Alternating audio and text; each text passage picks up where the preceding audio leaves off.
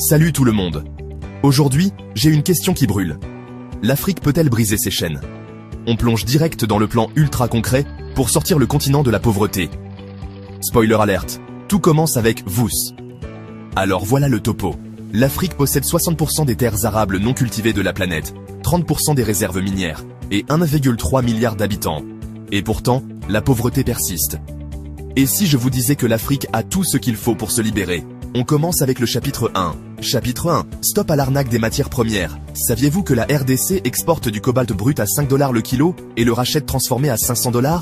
C'est la malédiction des ressources. La solution? Industrialiser sur place. Des chocolateries en Côte d'Ivoire, des usines de batteries au Congo. Attention, pas comme le pétrole au Nigeria, où les multinationales ont pompé les ressources sans transfert de technologie. Petit scoop, l'Éthiopie a interdit l'exportation de café non torréfié et a triplé ses emplois dans la torréfaction. Chapitre 2. La tech, l'arme secrète de la jeunesse. Pendant que l'Europe traîne des pieds avec la 5G, le M-Pesa au Kenya a révolutionné la banque. Le leapfrogging, c'est sauter des étapes. L'énergie solaire, avec 10 heures de soleil par jour, pourquoi attendre les centrales à charbon? Un e-commerce panafricain? Imaginez un Amazon africain reliant Dakar à Nairobi. Des entreprises comme Jumia y travaillent déjà. Dites-moi en commentaire, quelle innovation africaine vous impressionne le plus? Chapitre 3. L'union fait la force. La ZLECAf, c'est la plus grande zone de libre-échange au monde, mais 80% des Africains ne la connaissent même pas. Il faut casser les frontières économiques. Un camion met 15 jours pour aller de Mombasa à Kigali, contre 2 jours en Europe. Et pourquoi pas partager l'électricité? Le barrage d'Inga en RDC pourrait alimenter tout le continent, si seulement les pays coopéraient. Le défi? Créer un marché unique d'ici 2030, comme l'UE en 50 ans. Chapitre 4.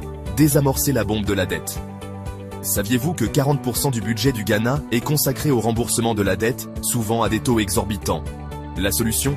Dire non aux prêts toxiques, comme les pièges des nouvelles routes de la soie chinoises. Et taxons les multinationales. Google, Total et d'autres paient 3 fois moins d'impôts en Afrique qu'en Europe. Scandaleux.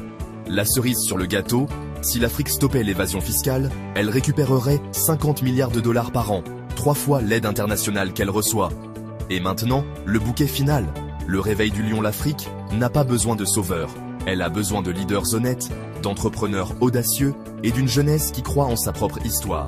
La prochaine Silicon Valley, ce sera Lagos, Nairobi ou Kigali.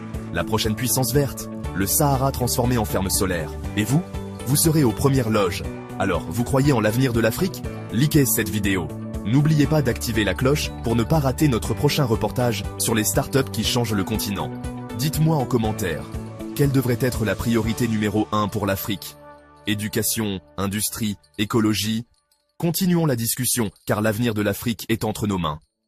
À bientôt sur QwebTV.